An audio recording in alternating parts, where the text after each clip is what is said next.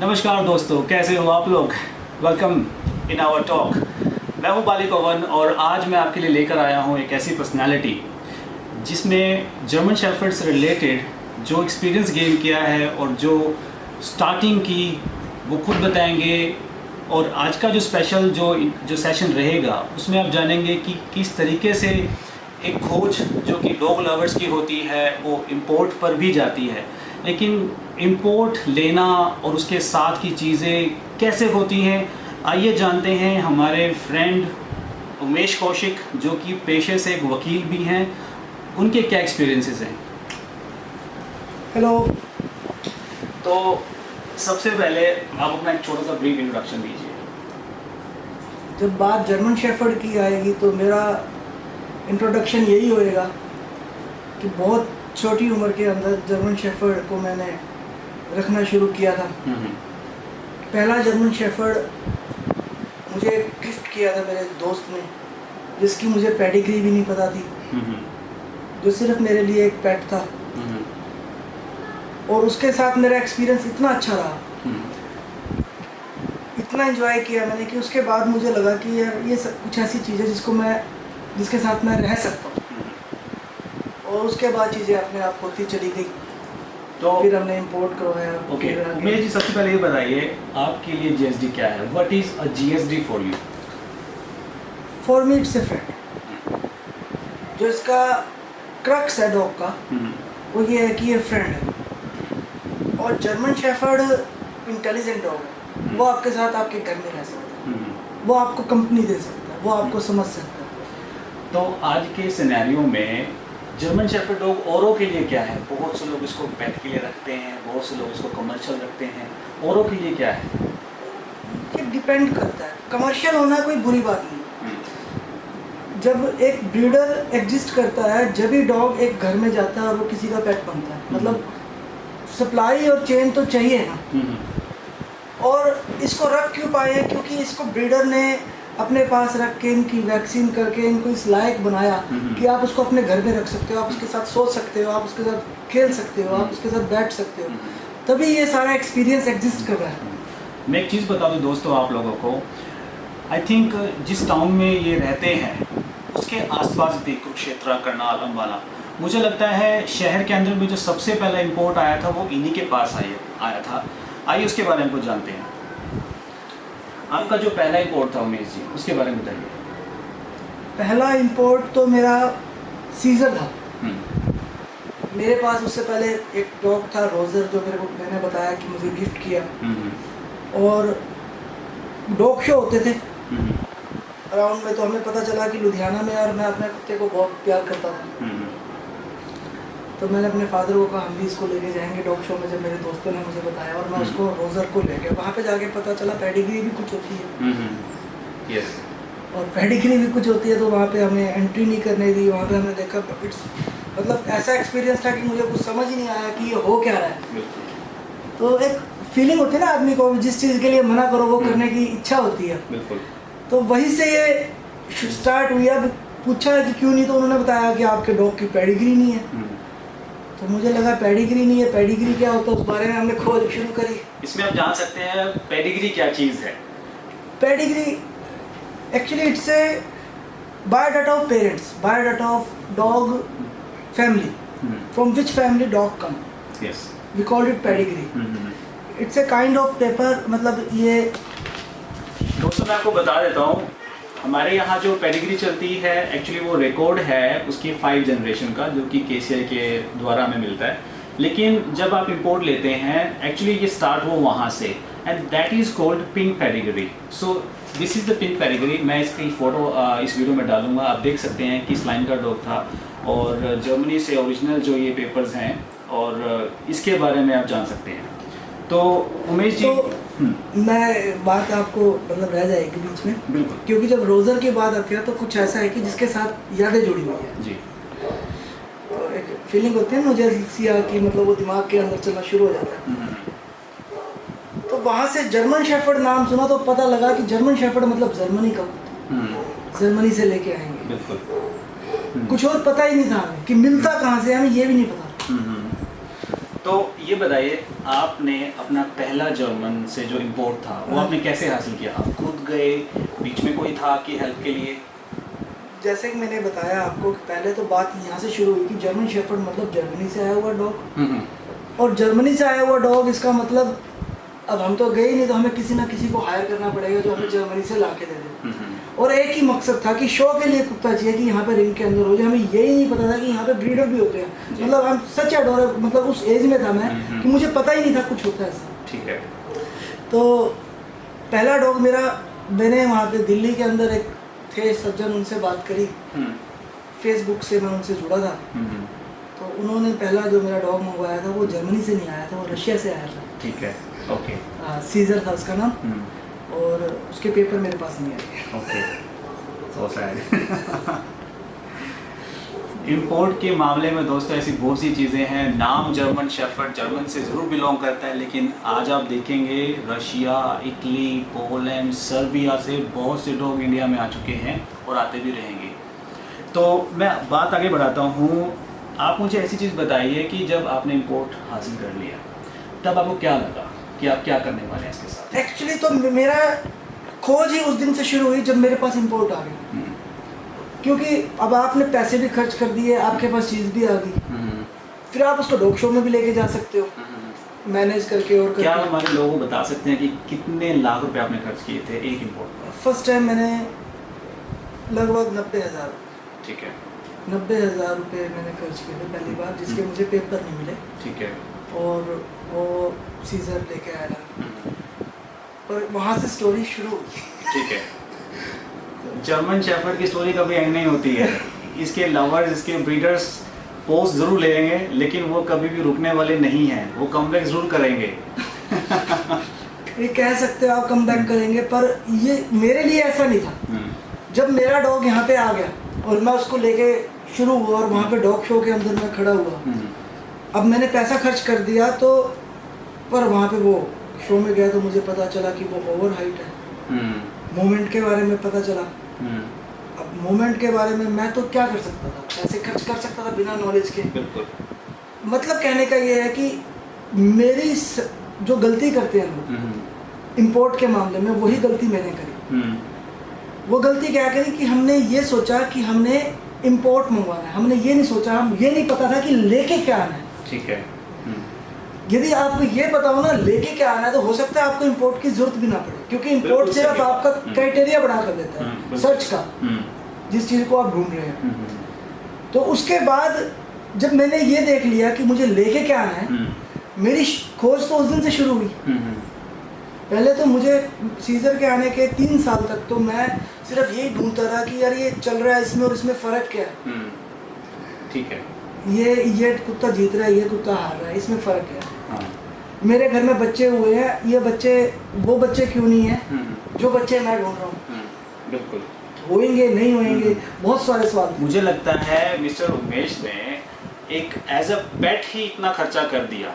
मतलब बिल्कुल नॉलेज नहीं थी, लेकिन इस चीज़ को लेकर इतना लव और इतनी जो इसके फीचर्स इन्हें पसंद आए कि इन्होंने यहाँ तक सोचा कि एक इंपोर्ट भी इन्होंने जो है लाने का प्लान किया। तो उमेश जी मुझे बताइए, आपने जो है कितने इंपोर्ट्स किए? मैंने नियर अबाउट 8-9 इंपोर्ट करे हैं। ठीक है। 4 फीमेल हैं, एक मैंने अपने दोस्त के लिए की है, एक्चुअली 8 है। ठीक है। तो बाकी फीमेल मेल भी ये करे हैं, हैरी किया है, रोजर किया है, तो इन सभी इंपोर्ट में से सबसे बेहतर डॉग आपका कौन सा? मेरे one and only Harry. Harry. Why Harry? हैरी का पूरा नाम कुछ बताएंगे, इसकी पेडिग्री क्या है? हैरी वॉन्डर रैम्पहोस्ट। Okay, I have heard this name a lot. And ये शिको सन है। शिको सन है। बिल्कुल। और एक मतलब ट्रू एग्जांपल कैसा true German shepherd. True German shepherd. दोस्तों आपको मैं बता दूं, मेरी भी कुछ मेरे फ्रेंड से बात हुई कि इस तरीके से एक डॉग है हैरी, तो पता चला कि उस डॉग से कुछ, देखो हर डॉग से कुछ पर्टिकुलर फीचर्स हैं वो अपनी प्रोजेनी में डालता है। मुझे मालूम है इस डॉग से कलर जबरदस्त था। कॉपर कलर का अकेला डॉग था। बिल्कुल कॉपर कलर का डॉग था वो। कॉपर कलर का डॉग था और मतलब बहुत सुंदर, बहुत समझदार। जब हैरी की बात करो ना, उसकी इंटेलिजेंसी की भी बात करनी जरूरी है। बिल्कुल। तो बड़ा अच्छा कंपेनियन रहा वो मेरे साथ। तो क्या कभी आप जर्मनी गए? जर्मनी में नहीं गया, ठीक है।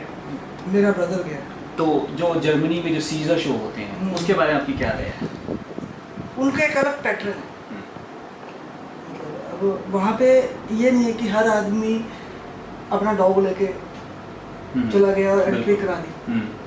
वहाँ पे क्या है कि क्लोज ग्रुप है। पहले क्लोज ग्रुप के अंदर डॉग एग्जिबिट करते हैं 15 ब्रीडर 20 ब्रीडर, उनमें से जो डॉग अच्छा आता है एक कम्युनिटी के बेस के ऊपर वहाँ पे वो डॉग को आगे लेके जाते हैं। अलग अलग कम्युनिटी से जब डॉग आता है छटके आता है तो वो उसका स्टैंडर्ड कुछ और हो जाता है, कंपटीशन का लेवल कुछ और हो जाता है। तो क्या अभी आप नॉलेज रखते हैं आसपास और दूसरे स्टेट्स और सिटीज़ में, आपकी नज़र में अभी अच्छे डॉग्स कौन से हैं? क्या वो ब्रेड इन इंडिया हैं या वो इम्पोर्ट हैं? ये कहना कि ब्रेड इन इंडिया और इम्पोर्ट इस चीज़ में मतलब डिस्टिंग्विश करना ना मैं ठीक नहीं समझता। ओके, तो आपके अभी प्रेजेंट सिचुएशन में अच्छे डॉग आपको कौन से लगते हैं? उसका कोई ऐसा पर्टिकुलर डॉग है जो आप जानते हैं? नहीं, मैं इस टाइम में नहीं बता सकता हूँ मैं। पर मुझे थोड़े टाइम पहले मतलब मुझे एलेक्स बहुत पसंद था। एलेक्स बहुत पसंद था। ये किसके पास आया था? ये अमृतसर में था। तो कहते हैं ना कि जो डॉग से प्यार करते हैं वो डॉग के बारे में ज़्यादा जानते हैं, उसके ओनर के बारे में कम जानते हैं। हाँ, इस फील्ड में ऐसा जरूर होता है, पहले आप डॉग को जानते हैं, उसके ओनर ब्रीडर को बाद में जानते हैं। तो कहते हैं कुत्ते से आदमी की पहचान होती है। एलेक्स बहुत पसंद आया मुझे क्वांडो बहुत पसंद आया। मैं अब्दुल्ला नूरी को से मिला तो नहीं हूँ, पर मतलब ही इज़ द रीज़न, मतलब वो उसने बताया कि क्या होता है।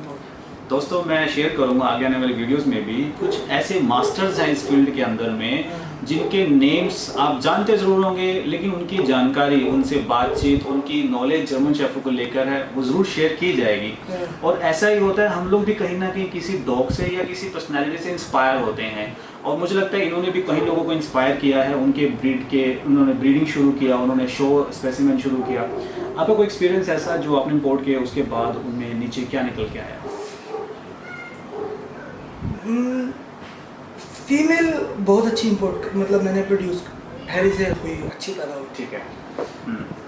मेल में मुझे ये फील हुआ कि जो मेल ऑन करता है, क्योंकि मेरे पास डॉग थे, मैंने हैरी का कोई बच्चा अपने पास रखा नहीं। मेल को तैयार करना जो प्रोसेस है ना वो बहुत डिफिकल्ट है। तो उसके कारण मुझे देखो ये अपने बारे में कहना कि उतना अच्छा नहीं लगा। ठीक है।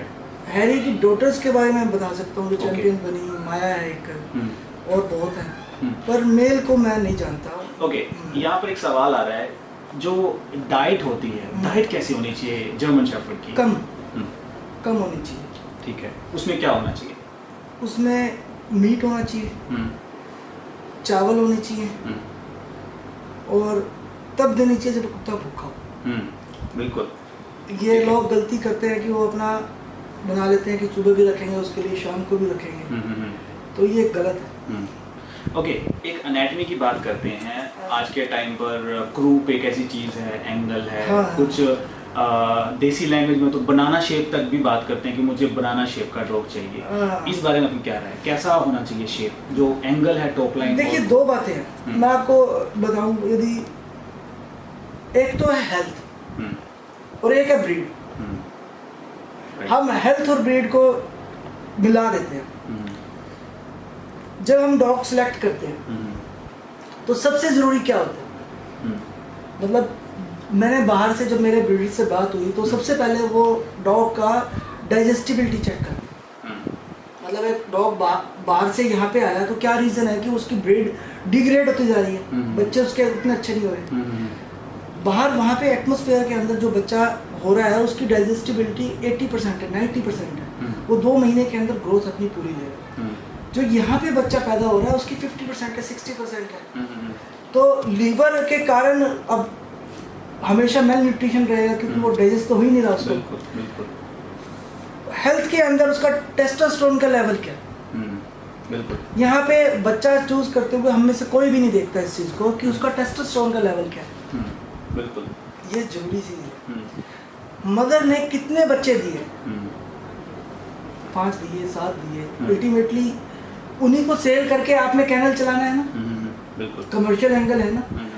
तो ये डॉग्स के अंदर जो हाई प्रोजने वाले मतलब लाइन्स हैं, जो फीमेल है हेल्दी हैं, वो है कि नहीं है। बिल्कुल। तो ये चीज़ क्रूप से ज़्यादा इम्पोर्टेंट रखती है। क्रूप मैं कहूँगा कि एक इंडिविजुअल चॉइस है डॉग को लेके कि आपको पसंद क्या है।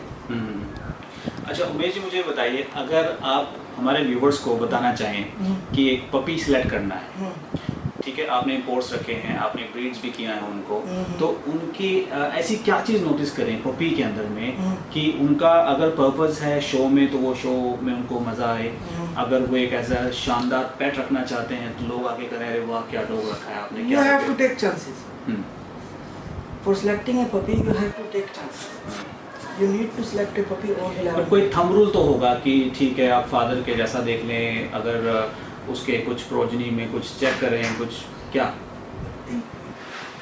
देखिए, प्रोजनी एज सच मैटर बच्चे के अंदर नहीं करती, आपको वो चांस लेना पड़ता है। ठीक है। वो दिखाई क्या देती है, आप तो प्रोजनी चेक कर रहे हैं, वो दिखाई क्या देती है, किस स्टेज पे दिखाई देती है, तो आपको हमेशा चांस तो लेना पड़ेगा।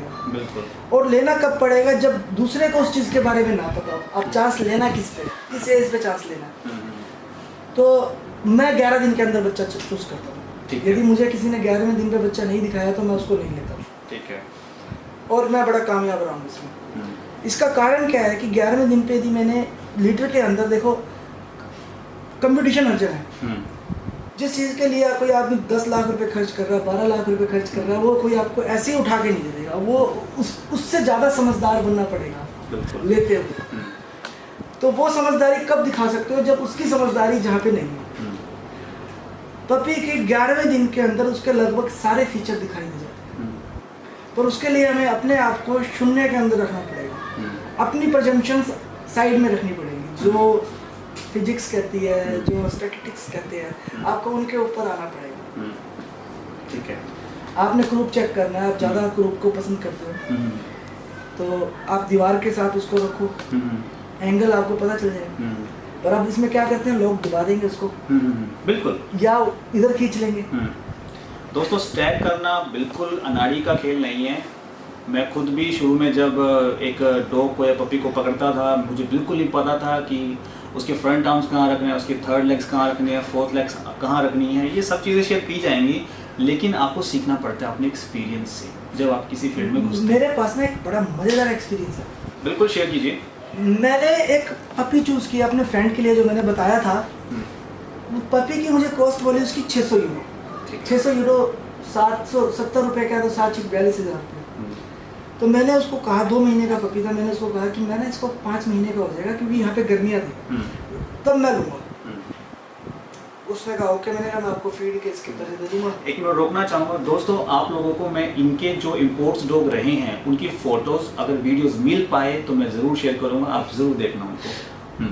तो मैंने उनसे कहा कि ये मेरा है, और मैंने उनको टोकन मनी थी वो अपने ब्रदर को कह के वहाँ पे उनके पास पहुँचा दी।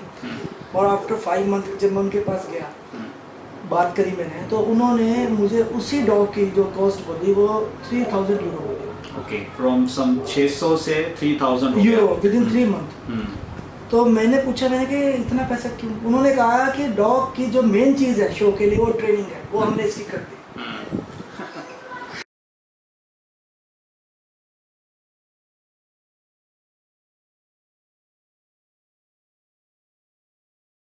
जो आप स्टैग बता रहे थे, वो स्टैग इतना इम्पोर्टेंट है कि एक डॉग जो 600 यूरो का था वो 3000 यूरो का 3 महीने में हो गया, क्योंकि उसको स्टैग लगाना आ गया था। ठीक है। ओके उमेश जी, अब ये बताइए अभी प्रेजेंटली आप जर्मन शेफर्ड को लेकर क्या कर रहे हैं? I am searching. Okay finding. तो उम्मीद करते हैं जल्द ही आप कोई अपना इम्पोर्ट भी लेके आएंगे, या किसी एक अच्छे स्पेसिमेन को आप तैयार करेंगे, चाहे वो पेट है या फिर किसी शो के लिए। आज के दिन पे ना मेरे लिए मतलब जैसे बताया मैंने, मुझे जो चीज़ चाहिए वो अब मुझे मिले जर्मनी से, वो मुझे मिले यूएसए से, वो मुझे मिले पंजाब से, वो मुझे मिले हरियाणा से। मुझे स्पेसिमेन अपने लिए चाहिए। बिल्कुल। तो मैं दोस्तों एक ख्याल जरूर रखना है इस चीज़ का कि आप जब कोई डॉग या पपी लेते हैं वो खुद के लिए लेते हैं, दूसरों के लिए मत लीजिए, क्योंकि जब दूसरा बोलेगा कि इसमें ये चीज़ नहीं है, वो चीज़ नहीं है, तब आप हैरान हो जाएंगे, डिसअपॉइंट हो जाएंगे। ये बहुत अच्छी बात बोली उमेश जी ने कि अपने लिए लीजिए इस चीज़ को। तो अब वो मुझे कहीं से मिले, वो मैं मतलब मेरा कंसिडरेशन उसके अंदर मेरी पसंद है, मतलब ये नहीं है कि कहाँ से मिलता है। बिल्कुल। इंपोर्ट कोई ज़्यादा हमें ये सोचना कि बाहर से हमारे पास अच्छी चीज़ ही आ जाएगी। मैं जानता हूँ एक डॉग मैंने मंगवाया था, वेले बाई का सिम था, और हमने 3 लाख रुपए खर्च किए, उसको शो में लेके गए, हमें पेपर दिखाते थे उसके, सब बहुत तारीफ करते थे। जब वो डॉग देखते थे, जब कंपैरिजन में खड़ा होता था, तो हमें ही पता है कि वो क्या चीज़ है, तो क्या कहें हम, इग्नोरेंस है ना। मेरा पहले सीजर आया, वो पैसा 90,000 रुपये, चलो थोड़ा हो ज़्यादा हो मंगवाया, पर वो उस लायक नहीं था। तो पहले तो वो समझ है ना कि हमें चाहिए क्या। बिल्कुल। किसी को क्रूप अपने को, अब घर छोटा है, वहाँ पे क्रूप ज़्यादा हो जिसका, वही डॉग एडजस्ट हो, उसका रीज़न है बेंच के, उसके आपके बैठ जाएगा वो। बिल्कुल। आपके साथ घूम रहा है तो उसके घूमने में आसानी रहेगी, मूवमेंट उसकी फ्रीक्वेंट रहेगी। जहाँ पे छोटी जगह है वहाँ पे डॉग छोटा चाहिए, मूवमेंट उसकी उस हिसाब से रहेगी। जहाँ पे फार्म है वहाँ पे क्या है आपको क्रूप का करना, वहाँ पे आपको डॉग चाहिए थोड़ा सा साइज भी मैसिव हो। बिल्कुल। एक बार मुझे याद है, मैं इनसे एक बार मिलने के लिए आया था, मैं भी कुछ उस वक्त पे सर्च कर रहा था, तो मैंने देखा उमेश जी ने रो चिकन फीड किया था अपने डॉग्स को। जानते हो उसके बारे में क्या कहना है इनका, वो क्या चीज़ थी? वो बेस्ट है। मेरे पास 12 साल तक एक डॉग रहा, मतलब मेरे घर में कैनल में ना कोई डॉग मरा नहीं। और मेरा बड़ा सिंपल सिस्टम था, मैं सुबह उनको एक्सरसाइज करवाता था और शाम को उनको चिकन देता था। तो आप मतलब रो चिकन देते थे या रो चिकन? तो ये ध्यान रखिए दोस्तों, रो चिकन एक बहुत बेस्ट डाइट है, पर आपको देना आना जरूर चाहिए कि कैसे देना है। उसके अंदर 2-3 चीज़ें हमें ध्यान रखनी है रो चिकन के अंदर। एक तो यदि आप उसको दे रहे हैं रो चिकन, तो आपको उसको इस बात का डाइट, दो डाइट के बीच का जो टाइम है उसको जरूर मैनेज करना है। आप रात को रो चिकन देके सुबह उसको खाना देने लगोगे तो ज़्यादा देर नहीं चलेगा, क्योंकि उसको टाइम चाहिए। उमेश जी, मैंने सुना है कि कुछ बार जो है, आई थिंक दिन में एक एडल्ट डॉग को 1 टाइम जो फीडिंग करते हैं, मोर देन इनफ, तो वो काफ़ी है। मोर देन इनफ, बिल्कुल मोर देन इनफ। ओके, बात करते हैं आखिरी सवाल के लिए। मेरा आखिरी सवाल आपसे ये है, आपकी क्या राय है जो नए लोग हैं जो शायद इस वीडियो को देख रहे हैं या उनके पास ऑलरेडी एक डॉग है, उनके लिए क्या राय है कि क्या तैयार करें और कैसे रखें? एक्सपीरियंस करें, एक्सपीरियंस करें। बिल्कुल सही बात बोली उन्होंने। एक्सपीरियंस करें, मज़ेदार चीज़ है, अच्छी चीज़ है, और आपको जीवन जीना सिखाते हैं। अब ये कोरोना वायरस का चल रहा है, ये अब लोगों के लिए नहीं होगी, पर बीइंग ए डॉग ओनर ऐसी ऐसी कितनी डिजीज़ के साथ पवन जी हम मतलब खेल चुके हैं। पार्वो जब कैनल में आती थी, पार्वो बहुत ही डेंजरस, बहुत डेंजर है। और ये डिस्टेम्पर, मतलब इस तरह की बीमारियां जब आती थी, कैनल कफ एपिडेमिक ये अब चल रहा है, पर हम तो इसको काफी दिनों से फील करते आ रहे हैं। ये बहुत अच्छी बात बताई उमेश जी ने कि ये शायद कोरोना अब चल रहा है, लेकिन डॉग लवर्स और ब्रीडर्स हैं उनके लिए तो ऑलरेडी बहुत सारे वायरस हैं, बहुत सारे वायरस। बिल्कुल, कभी वो कफ को लेकर आ रहे हैं, कभी वो फीवर चल रहा है, कभी डिस्टेम्पर है। पार्वो बहुत बड़ा डेंजरस एक डिजीज रहा है, पूरा का पूरा लिटर ही साफ हो जाता है, तो डॉग नहीं बचता। तो हम तो उसके साथ कब से लड़ रहे हैं। मतलब डॉग रखना सिर्फ एक डॉग रखना नहीं है, वो एक एक्सपीरियंस है। मैं ना कुछ आपसे एक शेयर करना चाहूँगा। बिल्कुल।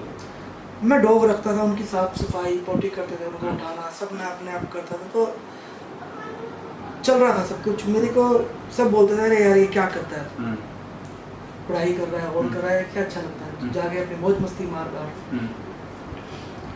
फिर मेरे फादर बीमार हो गए और ultimately he was on the bed. तो मैंने जब उनकी टेक केयर करता था, तो मुझे कभी भी ये नहीं लगा कि मैं कुछ ऐसा कर रहा हूँ जिसमें मुझे हिचक हो।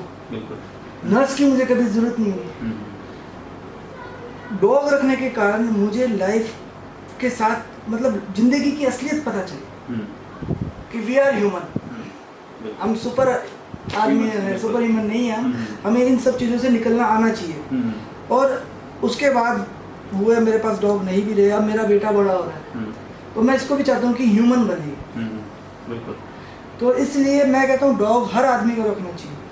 बिल्कुल, डॉग हर आदमी को रखना चाहिए। रखना चाहिए, मतलब ये ज़रूरी है, हम्म। वरना हम दूर हो गए बिल्कुल। नेचर से, और कोई तरीका ही नहीं है हमारे पास। Umesh ji, now it's time to close our talk. कुछ फाइनल कुछ बोलना चाहोगे? एक्सपीरियंस करो बस। एक्सपीरियंस कीजिए। ओके माय फ्रेंड्स, मैं बाली पवन आपके लिए ऐसे ही कुछ टॉक्स लाता रहूँगा। आज की जो हमारी मीटिंग रही वो मिस्टर उमेश कौशिक से थी, जिनके पास आई थिंक पहले इंपोर्ट्स थे इस एरिया में और आसपास के एरिया में। इन्होंने अपने एक्सपीरियंस आपके साथ शेयर किए हैं और आप उनको सुने, देखें और इस वीडियो को लाइक कमेंट शेयर ज़रूर कीजिए। और आपके कुछ भी अगर क्वेश्चंस हैं तो आप कमेंट बॉक्स में मुझसे पूछ सकते हैं। मिलते हैं नेक्स्ट वीडियो में, तब तक के लिए